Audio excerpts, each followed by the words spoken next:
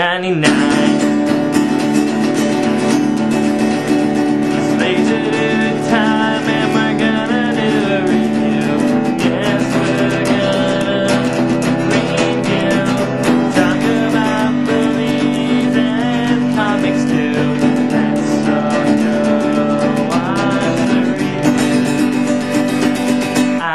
Batman fan, and I'm a Canadian man. I do top 10 lists, and I eat ketchup chips.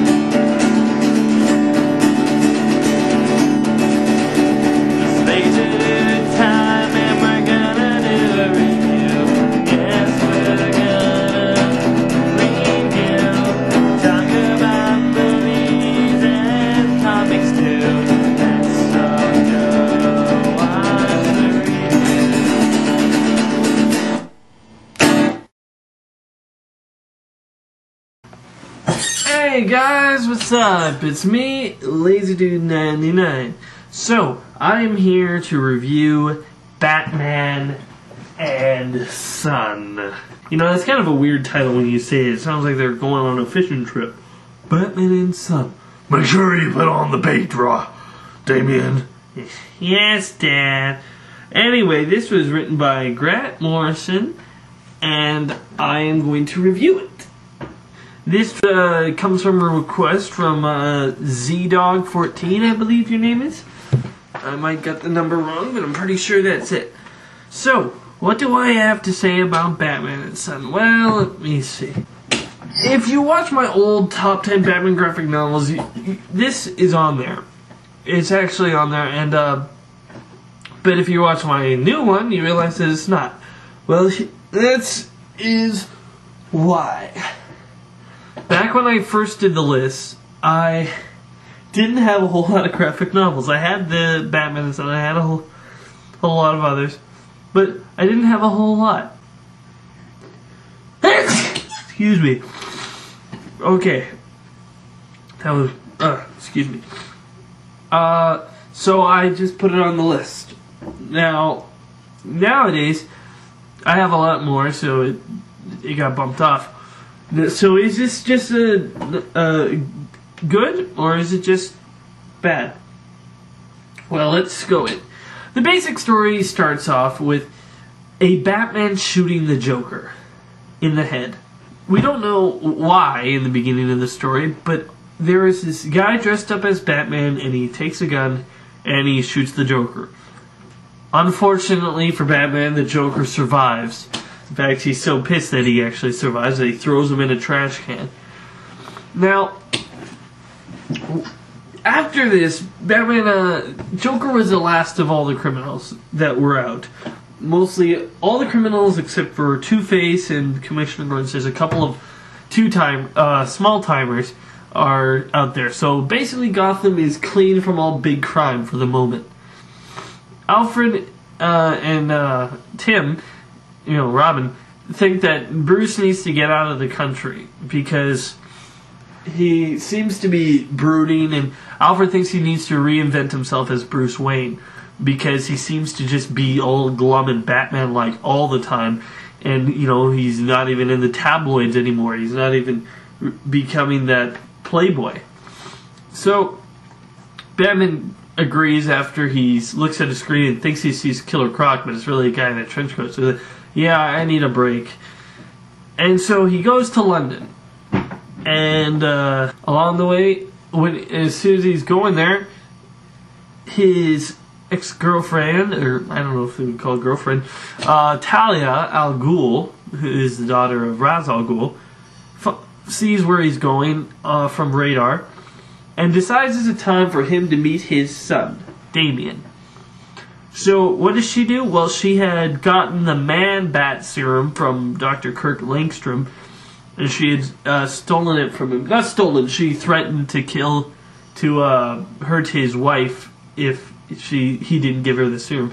So, while Bruce is at this event, Talia sends in her Man-Bat ninjas.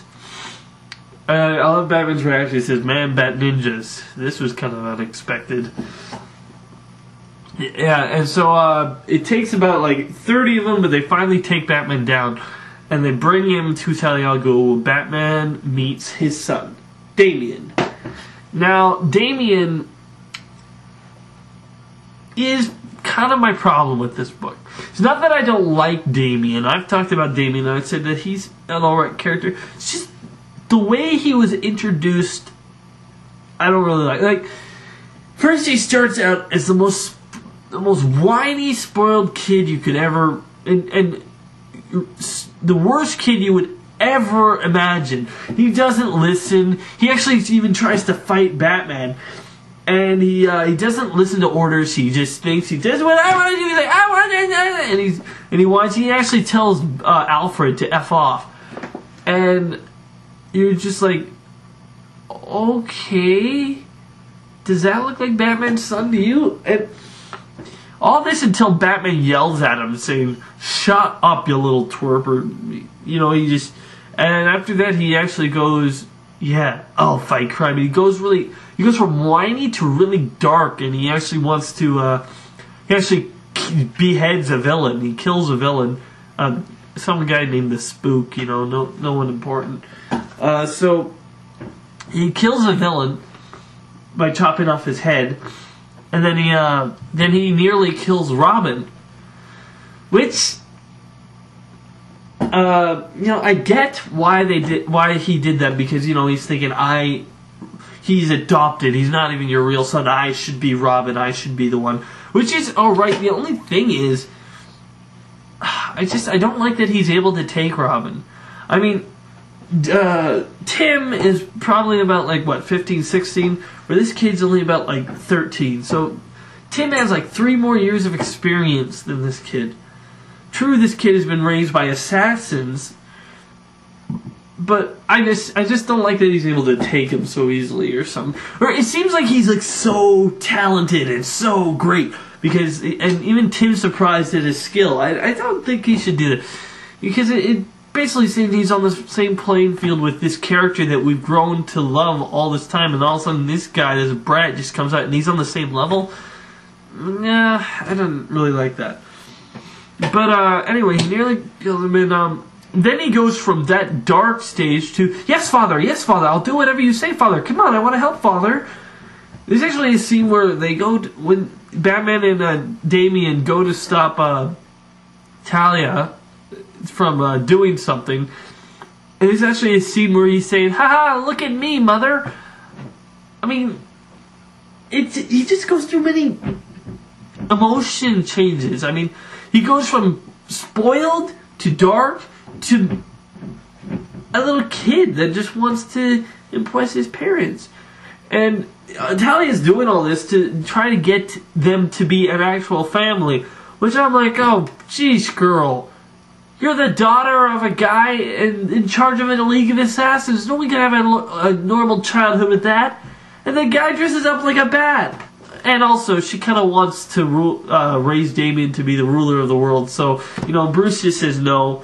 And so she and Damian ditch after an explosion. And then, you know, it kind of goes... See, the thing that I really like about this, though, is Tim. Because one thing that I like what they did with Tim is, like, Batman says that, you know, I couldn't leave the kid there. I had to bring him home with me, and even if he isn't my son, he deserves some love and respect, right? And Tim says, well, let him earn it like the rest of us have done, right? You know, like, Batman has never been one to show love and to show... I've never seen Batman say, I love you, except maybe George Clooney and Batman and Robin. But in this, you know, it's just the way it goes. Like, it's just, I can understand why Tim's mad at that, and, you know, and you can relate to that. That's what I really like about Tim. Now, there are other stories in here. One of them is The Clown at Midnight. It is basically a book. It's not a full book, because it's not that long, but it's basically a story of the Joker and him reinventing himself for the new generation. Now, I really like this story. I just wish that it was actually comic book form, because there are images, but you're basically just reading it like you would any book. And, you know, I don't really like that. I like I like reading comics because it's like you're reading a movie, basically. There are a couple of other stories in there, and they're alright. They're fine. I don't really... They're not that great. They're not special or anything. Like, there's one futuristic version where Damien's the Batman of the future. Then there's just one about, a different type of Batman. Anyway, yeah, that's about it. I guess I would have to give, Batman and Son 6.5. I think it's good. It's above average, but, you know, except for maybe the Clown at Midnight story, which is actually really interesting and kind of twisted, there isn't a whole lot of special things about this book. Be sure to check out more of my other videos.